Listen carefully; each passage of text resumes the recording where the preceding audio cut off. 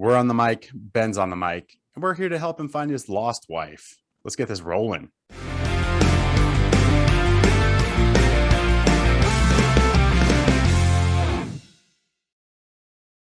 This is FYC Film Review, guys. Thanks for tuning in to episode, 23, 4, something like that. We're going to stop keeping count. I think I said that a while ago, but for real, I'm going to stop keeping count. I'm your host, Ganya, and with me, as always, my partner in crime, the Null Dog. What's up, buddy? How's it going? Hey, man. I'm good. Yeah, I feel like it's been a while since we've had you on FYC.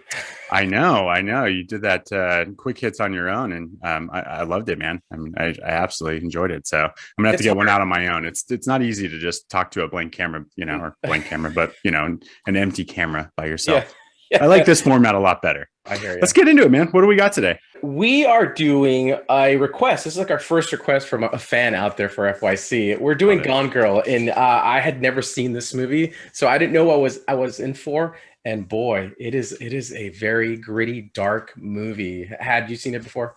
I have, and I do remember liking it. Like David Fincher, director extraordinaire, one of my favorites.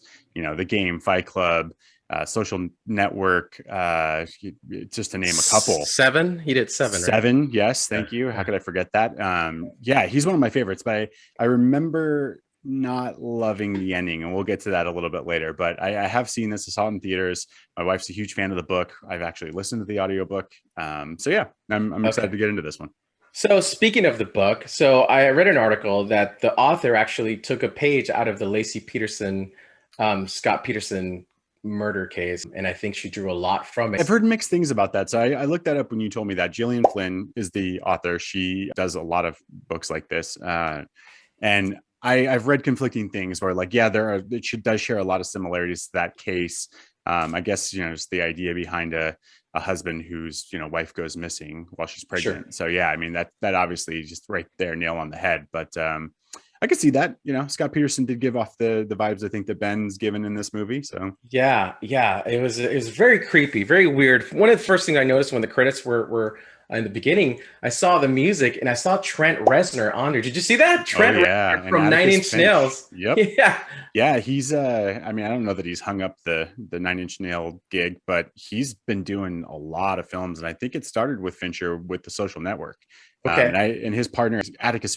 They do really good scores. I love their stuff. It's eerie. It fits along with what you're seeing on screen to make you feel that extra level of discomfort while you're watching the movie. So I dug it. Yeah, there was a really eerie tone to it. Almost like there was kind of the only way I could describe some of the scenes, the background music was eerie, dark, and almost very submarine like you were underwater and you would hear the submarine tone just boop. I don't know. It was weird. This whole movie was weird in itself. So let's just get into it. First thing I noticed, well, actually, one of the first things I noticed, this is a fun fact. Minkus from Boy Meets World is in this movie. He was one of the detectives, one of the cops that showed up. He was only in like 2 or 3 scenes. He said something to the main detective, but Minkus was in it. Amazing. I just watched it today and I didn't catch that. So that is a great fun fact. Yeah. First thing I noticed is the credit scene, and just it already puts me in a state of discomfort where it's just quick shot after quick shot. So every time a character or an actor's name pops, or a producer's name, and changes, like it's a different scene of where they're at and where they're shooting this film. And it already gives you this like what is going on kind of feel before you even really get into it. Performance wise, God, Ben and Rosamund are just awesome in this movie. I mean, the movie is in the very beginning, it's very like sharp wit, energetic, and you're just engaged in like, well, what happened? What really happened? And I love how it starts to unfold in the middle of the movie. There's a mysterious quality to Amy, Rosamund Pike's character, Amy, right? Yep. Even when they first get to know each other, she's not very outgoing. She's very reserved, and almost waits for the other person to talk before she talks. And she's very reserved. So she's not like this super nice gal at first. She's not. She's very mysterious, and you figure out who she is. Ben was more about the relationship than she was, which is true. Which, yeah, it fits to, I think, her character as you start to unfold who she Yeah. really is and, what's really going on. But there's a lot of like uncertainty with flashbacks and her telling her side of the story and him telling what he's telling to the cops. It's you're kind of with with the movie. You don't know what's really happening Right. quite yet. Yeah, that's what I liked about the movie a lot. It's not a whole lot I liked about it, but it's one of the things I really liked was that it keeps you guessing. You never know what's going to happen. Just when you think you know something, the director gives you something else, and you really don't know what's going to happen till the very end. So even though this movie is what 2.5 hours, it didn't feel like it because you're always waiting to figure out, well, what's next? What's going to happen? Oh man, what's going to happen here? It's like a different thing every turn. So I like the surprises in this movie. That's what I really enjoyed about the movie. You never knew what to expect, and the director always gave you something different to chew on. I like that. Yeah, I can agree. I had to look up the runtime and I put left it as a question because I didn't really feel like it drags, but the end feels rushed. And so Yeah. again, I think that yeah. that's where all of a sudden everything just starts to unfold and they don't really give you, I don't know, I guess the ending that I wanted or I didn't get what I was hoping to get, like answers. You're looking for answers at the end of the movie, and I felt like there were too many questions. Yeah. That's one of my big gripes too was the ending. It was really awful with a lot of just unanswered questions, but we can get to that in a little bit. I don't know if you noticed this, and maybe it was just me or my TV or what, but the lighting in this movie is really dark. Oh yeah, and I kept thinking, is it my TV? Do I need to turn up the brightness? But it was so dark to a point where it just I couldn't see a certain parts of the movie, and I don't know. I don't like that. I mean, I understand it's a gritty, dark movie, but some points were just so dark that I think it's called low lighting key or something like that. Mm-hmm. I didn't like that aspect of the movie. It was too dark for me, literally. Yeah, literally. I can agree with that. What I will say is I feel like that's Fincher that's just how he shoots his movies. I just recently watched The Game and felt the same way. I was like watching it on my TV and like, wow, like I can't, is that what's happening? Can't really tell, it's almost as if he's like, look, go see this in theaters. Don't see it at all because it doesn't look as good on TV than if you were projecting on a big screen. So yeah, he shoots his films very dark. I mean, even something like Social Network, like the scenes they're like low lighting, just to what you said. I think that's just his style. Yeah, same here. Being that this was my first time watching it, again, I had no idea what to expect. Something that kind of threw me off were her parents. There's something weird about her folks. Like her dad seemed kind of caring, but the mom was just kind of off. And then you start realizing that I think I kind of put the blame on her parents a little bit in the way that she turned out. Okay.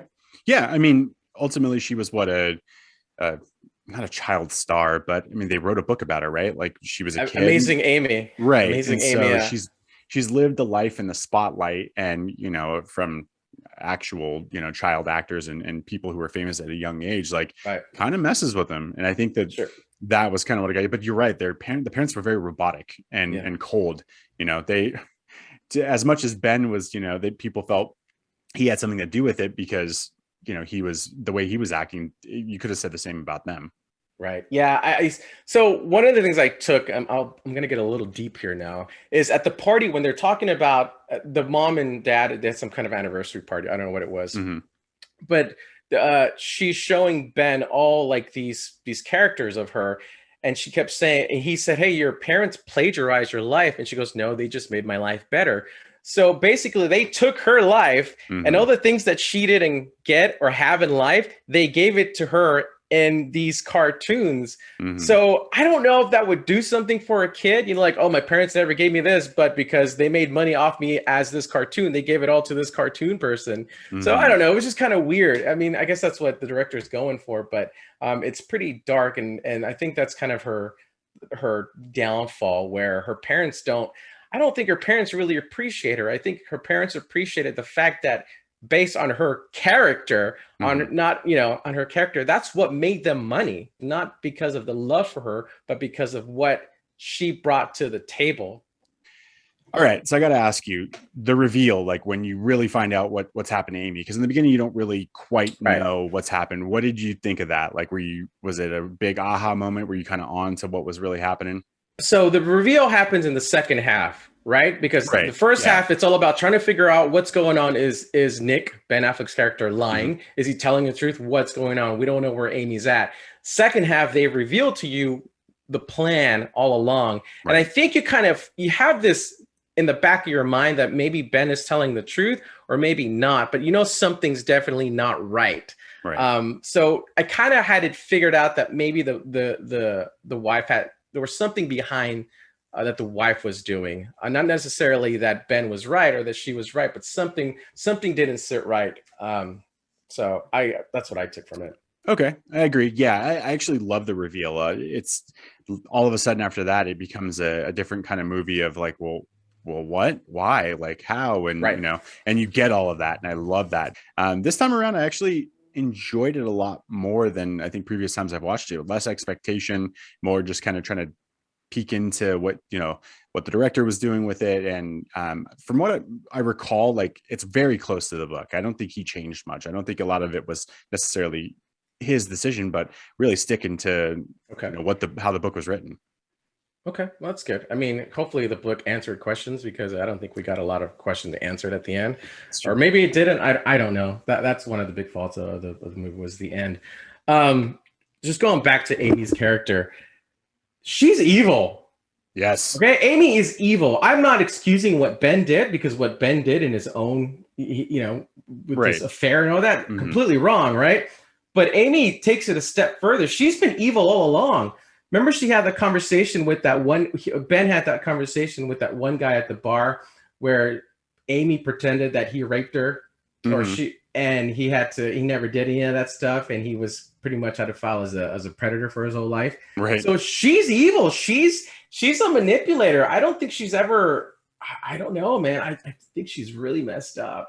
Really Oh, messed up. 100%. And that's actually a note I have for the ending. But yeah, she's a sociopath, like 100%. So the stuff that as it unfolds, you start to realize that she did to set this up. You're just like, I can't imagine going through this. Can you imagine being a husband accused of murdering your wife, Right. and all along she plotted to escape and set you up? I just can't Yeah. imagine going through this. Yeah. I think Ben's character Nick was a way more calm than I would have been, and probably would have freaked out. I mean, he has a couple freak out moments, but Yeah. I mean, this movie is about perception, right? sure. She's being something for Nick. She's turning herself into something for Nick, the cool girl, as she called it, right? She's Hmm. the cool girl for him because that's what that's what he wants. And then when he messes up, she pretty much turns the page on him. I don't think she knows who she is. I don't think she's ever had a personality. I think she's always turning into something for somebody else. And then when they do her wrong, she goes back and does something completely insane to that person. I could be wrong. Man, her character's evil. I would not want to run into her. No, you're dead on. I mean, it starts with the beginning. Her family wrote her story that wasn't really her story, so she's been playing make believe for Yes, her that's entire it. life. That's it. And She's been playing make yeah. believe whole And she, life. she admits that as it goes further along, that she wanted to be the cool girl, and the cool girl does this, and the cool girl does that, and she wanted to Yeah. be the cool girl for her husband. Uh, do you know who I really liked in the movie was his sister, Margot. Her name was Margot. I liked her. I really liked her character. She was always there for her brother, and she was always on to his wife, knowing that she was never very nice. She cared about her, she said, Hmm. but I liked that that sibling thing that they had going. It was really nice to see Margot. So I liked her a lot. Yeah, she's a good actress. I can't recall that I've seen her in anything else, but yeah, I liked her character a lot. I liked the aspect of it, being the twin, and Yeah. really being there and supporting again until the end. Again, the end. Like I keep Yeah. going back to it, and I'll continue to keep going back to it, because all of a sudden it felt like everybody was out of character at the very end of the movie, and that's kind of my issue. Guest surprise, MPH. I love me some Neil Patrick Harris as Desi. That's Desi. So awesome, so weird, and played it perfectly. Another character who I did not expect to see in this movie was Tyler Perry. I like Tyler Perry in this movie. I like Tyler Perry. He was a cool lawyer. I liked him a lot. So that was a nice surprise too. Also, He definitely brought some swag to the movie where, like for a while it was very dark and dim and like gloom and doom. And then he kind of gets along, he goes out to New York, he gets him as a lawyer. And, you're off and running of like, okay, finally he's got somebody in his corner other than his sister who can't really do anything to help him along this. I got a fun fact for you. When he does go to New York and he's trying to hide out, he is wearing a Mets hat. The fun fact is that the producers tried to, or whoever on set tried to give him a Yankees hat because he's a Boston Red Sox fan. Boston. He was like, "There's no way in hell I'm wearing that hat," and so they had to get a Mets hat. So good for you, Ben. Well, stick up for it, Ben. I wouldn't wear a Dodger hat. I don't care how much you paint me in the movie. I was about to say, would you wear a Dodger hat in the movie? Honestly, yeah. If they gave me I'll walk on and wear a Dodger hat. I don't care. I'm in a movie. So yeah, me too. So. Good fun fact. Okay, I didn't think we're gonna have any fun facts in this movie. I know it's not a very fun movie. I mean, it's good. It's just not fun. It's not a very fun movie.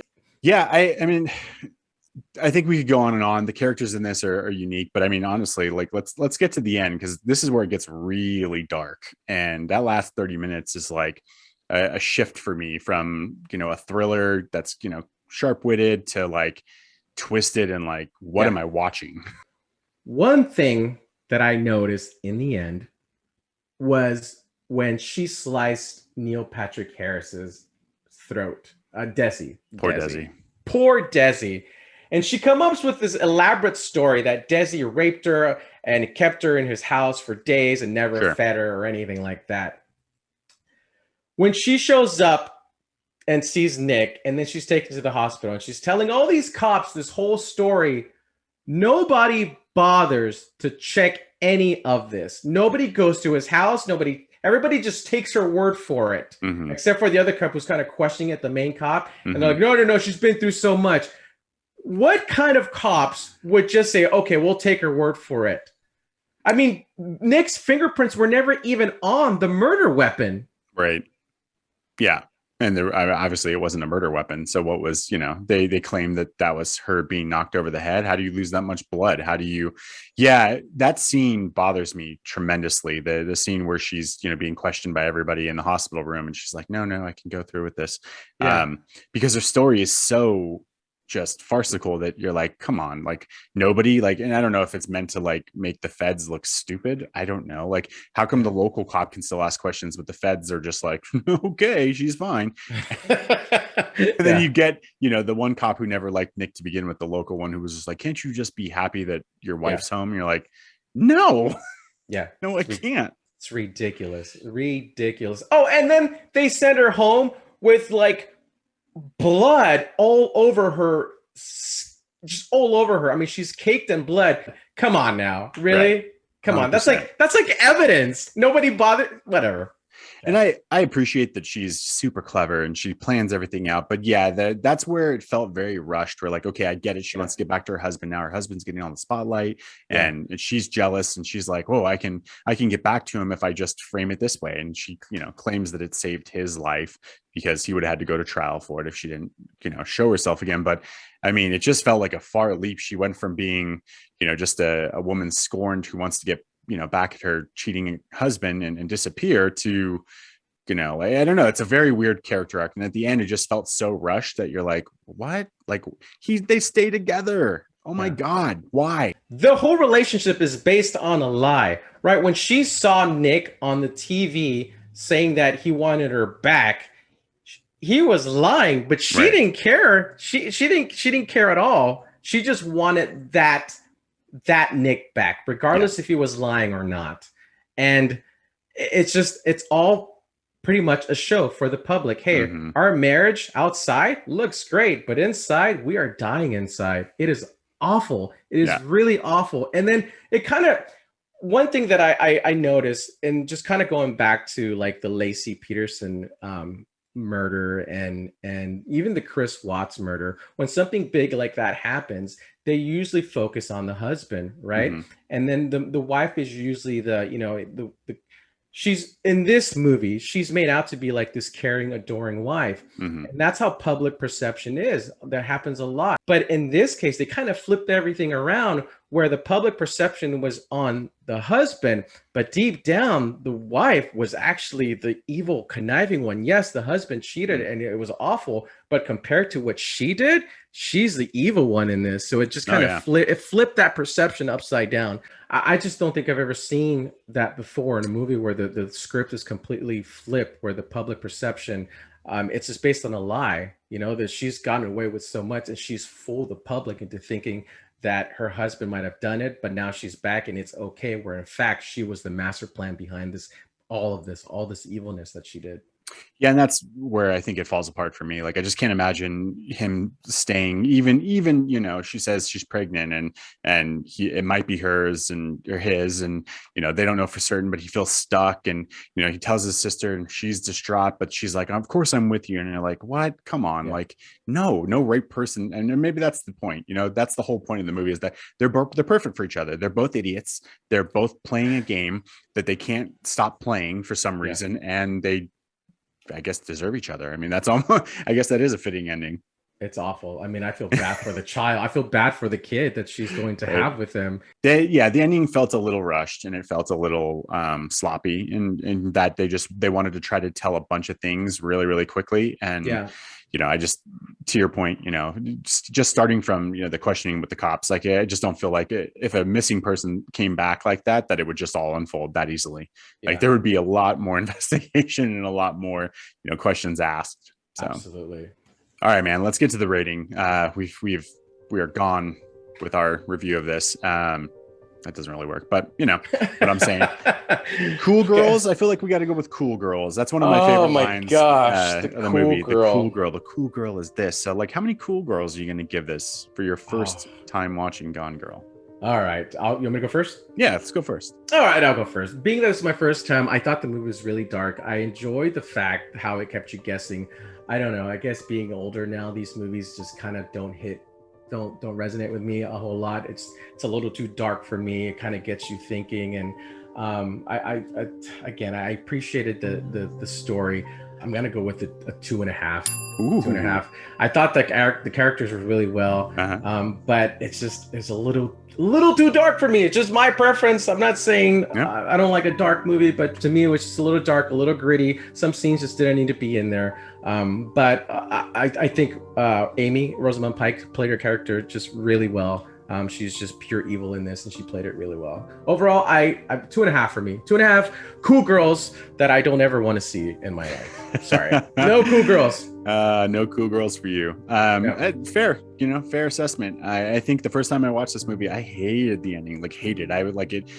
I was in until I wasn't, and then like it's the last 10 to 15 minutes where you're really like, well, F this movie. I'm not happy with this at all. So I've watched it again, and I felt the same way. And this last time I watched it, I was a little more forgiving for the ending. I think I tried to maybe figure it out a little bit more, try to think about like what the characters were thinking and how they evolved, but it still pisses me off. Yeah. Like it goes from being what, ultimately feels like a really, really good, strong thriller to like, and so for that, I'm giving it 3.5 cool girls.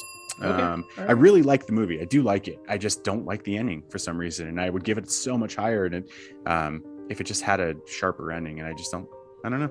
Yeah, maybe they needed to tell more, but the movie was already too long. It's already 2 hours. Yeah, 2.5 hours.